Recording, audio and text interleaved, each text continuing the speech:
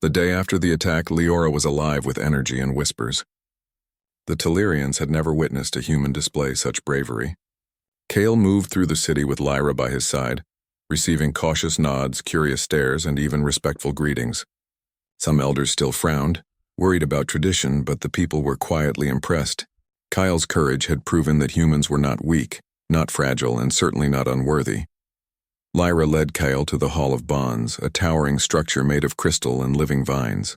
Here, all Telerian bonds were formalized, studied, and celebrated. Normally, she would not have been allowed to enter alone with a human. But the elders had agreed, curious to see how this unprecedented bond would unfold. "You need to understand our culture completely if you are to bond with me officially," Lyra said. Her eyes glimmered as sunlight bounced off her hair. "This is not just about feelings. It is about respect, understanding, and commitment to our people." Kyle nodded, eager but nervous. "I want to learn.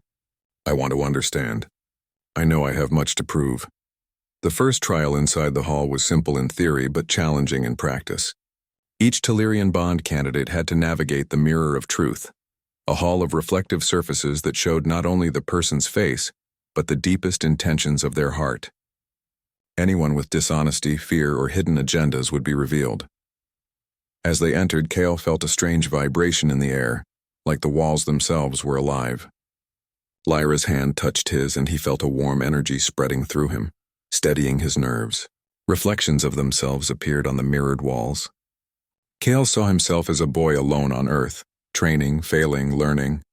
He saw his determination, his love for exploration, and the countless choices that had brought him here. Lyra's reflection shifted as well, showing her doubts, her hopes, and her yearning for a connection that transcended tradition. Kale looked at her reflection and felt a surge of protective instinct. He realized then that this bond was more than ritual. It was a meeting of hearts, a recognition that two beings could lift each other no matter the differences in species or culture. The hall seemed to pulse as they completed the trial. The elders whispered among themselves, clearly astonished. Kale had passed. It was not just human courage. They saw his honesty, his intentions, and his respect for Telerian ways. He was worthy. But even as the celebration began, the distant threat of the rival alien faction loomed. Intelligence reports showed that they were regrouping, planning a larger invasion. The Telerians had the ability to fight, but their technology alone could not match the strategy and adaptability that Kyle brought from humanity. Kyle suggested a bold plan. Combine human tactics with Telerian powers to create a defense strategy unlike anything the invaders had ever seen. Lyra agreed, her excitement palpable. She had begun to trust him completely, not just because of bravery, but because he respected her people and her culture. Over the next few days, they worked tirelessly. Kale studied the city's energy grids, shields, and weaponry, proposing improvements. Lyra communicated with the Telerian defenders, relaying his strategies and enhancing them with her psychic abilities. Their partnership grew stronger, their bond more visible. People began to notice subtle signs, a synchronized movement, a shared glance, an unspoken understanding that seemed almost magical. As the invaders approached again, this time in greater numbers, Kale and Lyra led the city's defense. Ships moved in coordinated patterns, energy shields shifted in anticipation of attacks, and civilians were safely evacuated to underground sanctuaries. Kale's human intuition combined with Lyra's psychic connection to her people created a fluid defense that the attackers could not predict. During the climax of the battle, a massive strike targeted the city's central crystal tower, the heart of Telerian governance. Lyra's psychic energy alone could not stop it in time, but Kale calculated a precise countermeasure. He directed energy pulses to reflect the attack, while Lyra synchronized with the city's shields. The strike was deflected, and the enemy fleet faltered, unable to adjust to the unexpected strategy. The invaders retreated, humiliated, and defeated. Cheers erupted from the Telerians, and Kale felt a warmth spread through him. He had not only survived, but had become a hero, earning respect in a world that had doubted humans. Lyra's hand found his again, and she smiled, her eyes shining with pride and affection. "You see," she said softly, "this bond, it is more than tradition. It is strength. Together we are stronger than anyone imagined." Kale realized she was right. Humans had always believed in innovation, courage, and adaptability. Here, with Lyra, those traits had merged with Tellurian culture to achieve something remarkable. He felt a deep sense of purpose. Humans were capable of extraordinary feats not just for survival, but to inspire others, even alien civilizations. The elders called a formal assembly to witness the bond. The square was filled with Tellurians, all eager to see this unprecedented event. Kale and Lyra stepped forward together, hands entwined. The elders spoke of tradition, of the sacred nature of bonds, and finally of the courage and wisdom Kale had shown. Lyra spoke next, her voice steady and confident. I choose Kale not just for this moment but for all our days. His heart, his courage, and his respect for our people have shown me that bonds are not limited by species. They are formed by trust, love, and shared purpose. Kale felt a mixture of awe and humility. He had faced danger, uncertainty, and cultural barriers, yet he stood here honored and accepted. I accept this bond, he said. I will honor it, learn it, and protect it with all I have. I may be human, but I know now that courage and respect have no boundaries. As they completed the ceremony, a soft light shimmered around them, a sign of the Tellurian bond taking root. The people cheered not just for the union, but for the promise it represented, a future where humans and Tellurians could learn from each other, grow together, and face the universe as allies. After the ceremony, Kale and Lyra walked through the city, now quiet and peaceful. The twin moons reflected on the crystal towers, casting silver and gold hues over the streets. Lyra looked at Kale, her eyes thoughtful. Do you ever wonder what comes next? Kale smiled. I do, but I think that's the point. Life is about challenges, and this bond, it is a challenge I am willing to embrace fully. Humans may not have the history of Tellurians, but we have heart, we have courage, and together, we can do incredible things. Lyra reached for his hand, her fingers intertwining with his. I think you've already proven that. Days turned into weeks, and Kale settled into Tellurian life. He learned their language, their customs, and even their subtle ways of communicating through emotion. He discovered that the Tellurians valued not just strength or tradition, but understanding, empathy, and the courage to change.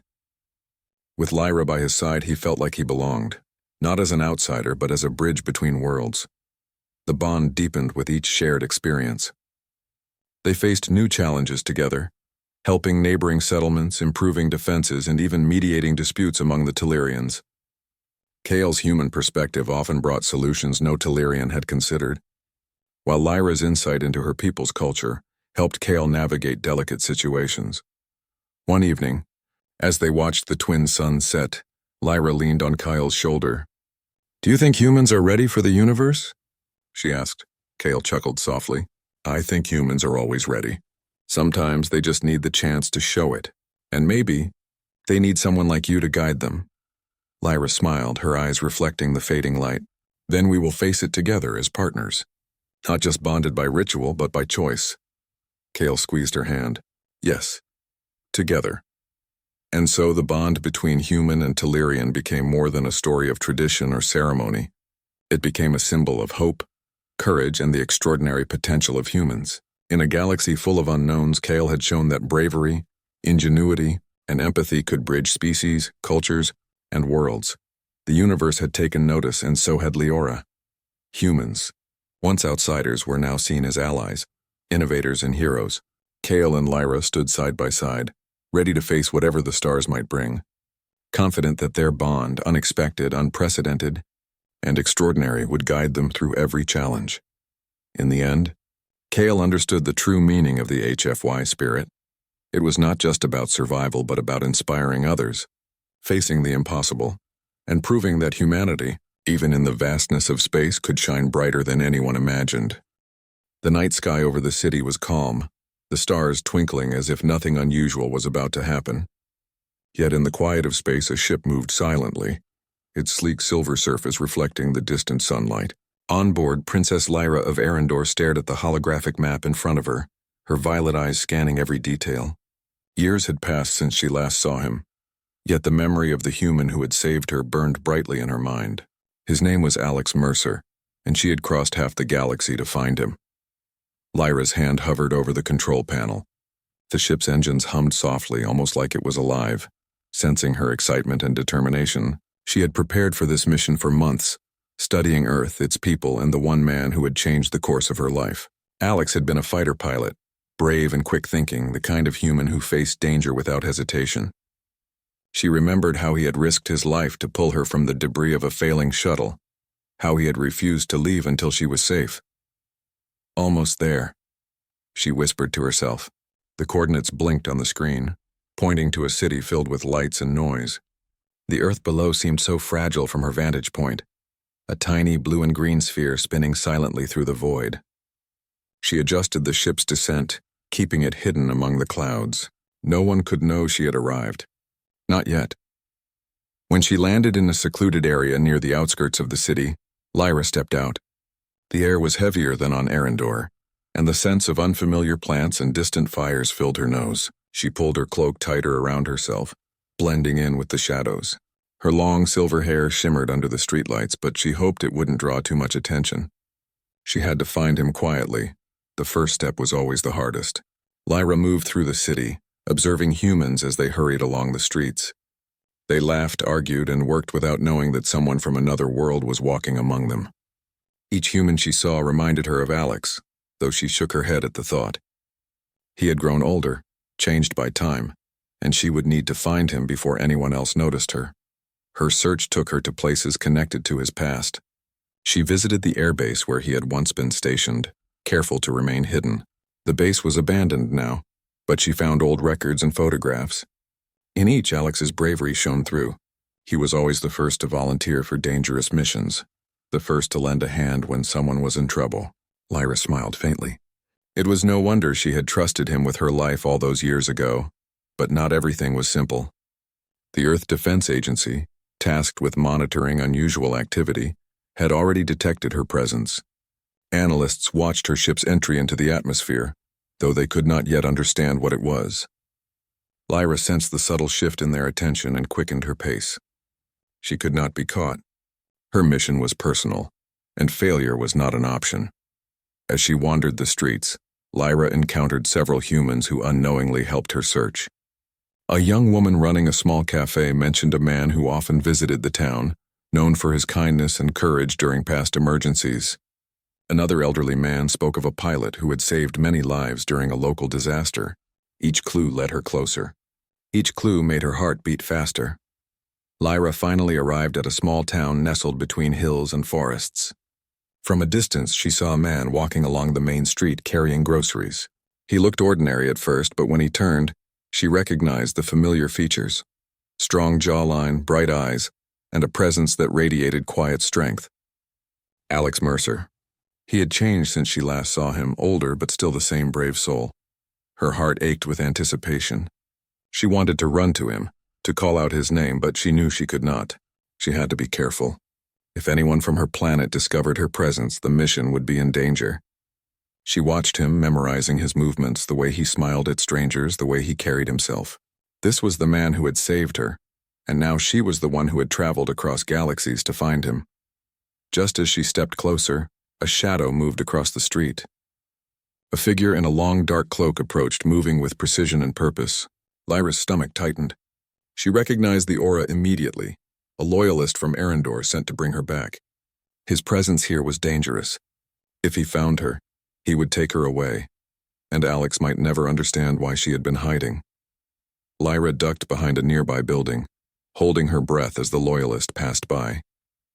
He scanned the area, his eyes sharp and unyielding, but he did not see her. Once he disappeared into the night, she allowed herself a quiet sigh of relief. She knew the danger was far from over, but at least now she was close to him. The next days were a careful dance of observation and patience. Lyra learned Alex's routine, the places he visited, the people he cared about. She realized that the man she remembered was not just a hero in the past, he was a hero in the present. Even in ordinary life, he acted with courage, integrity, and compassion. She felt a deeper admiration for him than ever before. One evening, she followed him to a small park. Children played, dogs barked, and the city lights reflected on the pond's surface. Alex sat on a bench reading a book and watching the world with quiet attention. Lyra stepped closer, her mind filled with a mix of hope and fear. She wanted to reveal herself, but the loyalist could still be near. She waited, her patience stretching, her heart pounding with anticipation.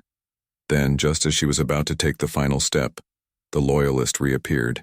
He had tracked her movements, and now he was closer than ever. Lyra's mind raced. She could not confront him directly, not yet. She needed a plan, a way to reach Alex without drawing attention. Her fingers touched the small communicator at her wrist, sending a silent signal to her ship. Backup was ready if needed, but for now she had to rely on her own skills. She watched Alex again, marveling at his humanity. Humans were unpredictable yet resilient. Even in a world filled with dangers, they continued to help, to create, to survive. Alex had once risked his life for her, a being from another world, and now he inspired her in ways she had not anticipated. The thought strengthened her resolve. She would find a way to reach him, to let him know that the girl he saved all those years ago had never forgotten him.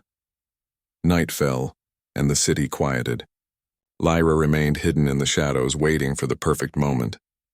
She could see Alex in the distance, unaware of her presence, unaware that the galaxy itself had brought her to his doorstep. A soft smile touched her lips. Soon, very soon, they would meet again, but for now she remained patient, cautious, and determined. And then a sudden movement caught her eye. Another figure, one she had not noticed before, emerged from the darkened alley. The figure moved swiftly, and the aura of authority and power surrounding him made Lyra's heart skip a beat. This was no ordinary observer. This was someone with purpose, someone who intended to interfere. Lyra's eyes narrowed. She would not let anyone take her away, not before she found him. She slipped into the shadows, moving silently, tracking Alex while avoiding the newcomer. Her mind raced with possibilities, each more dangerous than the last. The loyalist was here, and he would not give up easily. Yet Lyra felt a spark of confidence. She had survived worse, and she had a reason stronger than fear. She had come to find the human who had saved her life, and she would succeed. As the first light of dawn touched the city, Lyra watched Alex one last time before retreating to her hidden ship. She would plan, observe, and wait. The reunion was close, closer than ever, and nothing, not even a loyalist from her own world, would stop her from reaching the man who had once been her savior. The galaxy had brought them together again, and she would not let the chance slip away. The night ended, but her mission had only begun. Somewhere in the city, Alex Mercer continued his ordinary life, unaware that a princess from another world had come to Earth to find him. And somewhere in the shadows, Lyra prepared for the moment that would change everything.